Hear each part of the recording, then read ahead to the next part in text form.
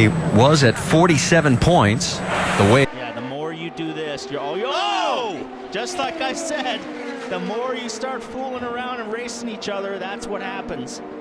Carpenter and Dixon touch. Dixon is into the wall, and there's that Castroneves that came by and just clipped him. Hinchcliffe for the race lead, dealing with the lap car of Simon Pagenaud, and we have a yellow. Oh, ALESHIN. And HAWKSWORTH. ALESHIN was back on the lead lap, and we wanted to side.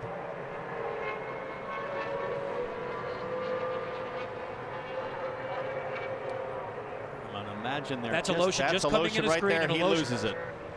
Yeah, nowhere for HAWKSWORTH to go. ALESHIN lost it, and boom, right into the side and head on into the wall. It was a hard hit. Very similar to the crash that Connor had with NEWGARDEN. Very similar, but luckily these guys walked away from this one. HAWKSWORTH was just out of the south. You'll feel we got a spin right there. That's Chilton. Yeah, Max Chilton lost it, and Davey, that's a very, very tricky part of the racetrack. Looked like it just cut loose of the apex. Yeah, you see that car. That is, that's a Ganassi car there, and Chevrolet down in there looks good. I mean, I don't even see any correction. He's really in line. Boy, it just takes off so late in that corner.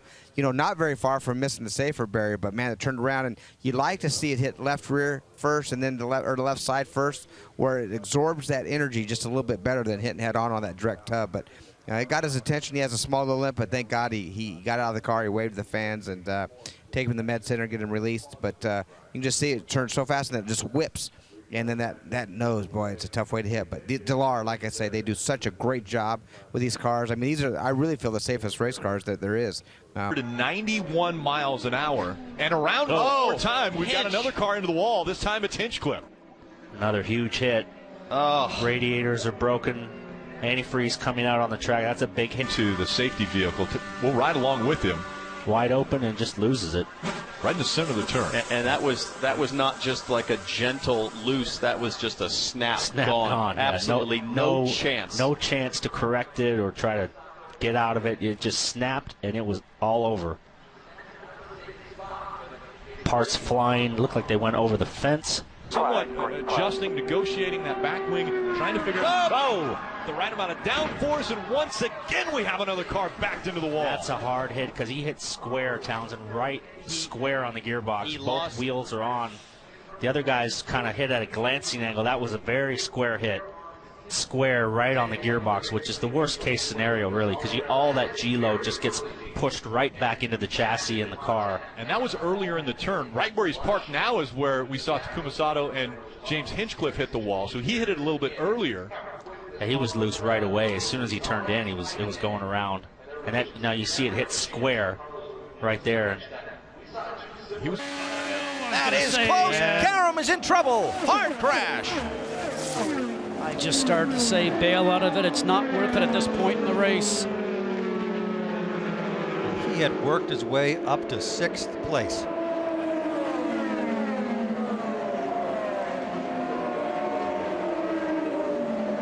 Teamed up with a low. That is Townsend Bell.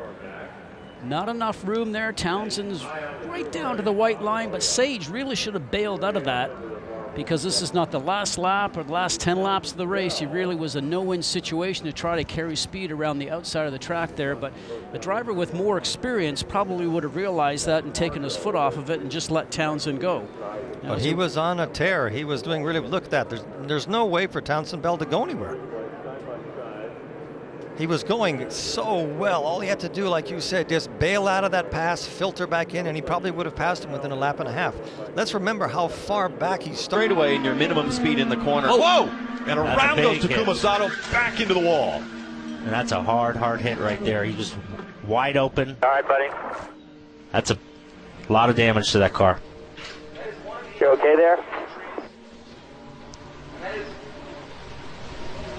He's just catching his breath. It's good to see a movement in the cockpit. And it just looks like, Paul, he got in there to one and just way too loose, and it just came around on him. Take a listen to this. Well, we didn't have the audio, but I promise you it was a big boom. Violent. And so thankful for the safer barriers for an impact like that. And you got to remember, the teams were here for 2 days testing. Right? And everybody was kind of easy, flat, just pounding around, and you come. Oh, we have a car in trouble. Car in trouble.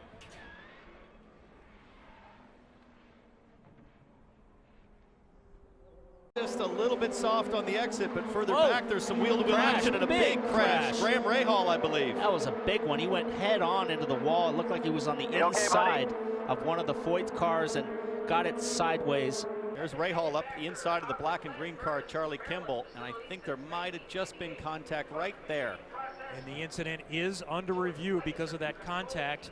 Wow, that was a big impact. Didn't you just have a sense something was coming with all these fast guys wanting to get back through? Well, there's an urgency here in turn one as we ride with Graham Rahal. He's going to duck to the inside here, try to outbrake. See if they touch wheels on the exit here, because Kimball got on the curb. Yep. Oh, man.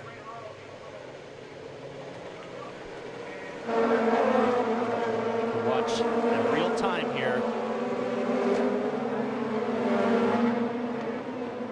This is pretty indicative, Marty, on pit lane. Ryan Hunter-Reay's got a great car. Well, Ryan Hunter-Reay able to go longer than everyone else, but he said on the radio, this better pay off with us staying out longer than everyone else. They talked about a wing adjustment. They vetoed that wing adjustment and a crash on the track. Huge crash on the front straightaway. Looks like Connor Daly and I believe Joseph Newgarden. Big hit coming into the tri-ovals. See Joseph Newgarden moving in the car. That is a big relief. That was in the kink coming to the start-finish line. Understand that both are talking on the radio, and that is good. There's Connor Daly in his car, massive damage. You see Joseph Newgarden in his, talking to the safety workers when they got there. We never like to see a car go cockpit first into the wall like that. When you're on used rubbers, sometimes that could be the difference to flick you sideways. But one thing Connor's going to learn is when you get that sideways, it can hook on you. You know, if you're that sideways, you almost got to jump on the brakes because Rossi was that sideways for 10 laps just about. So, I mean, he was the last guy that was still out there on old tires and hadn't pitted yet.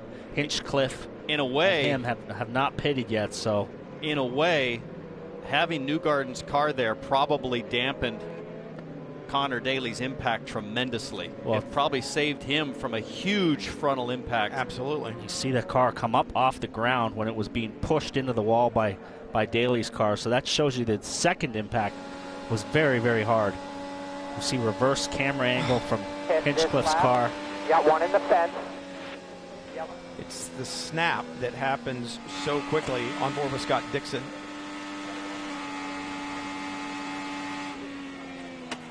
Oh, whoa, he's got some damage there, too. Oh, that's going to hurt. That his right front wing is damaged for sure, maybe suspension. Line with the yellow. He was at 47 points.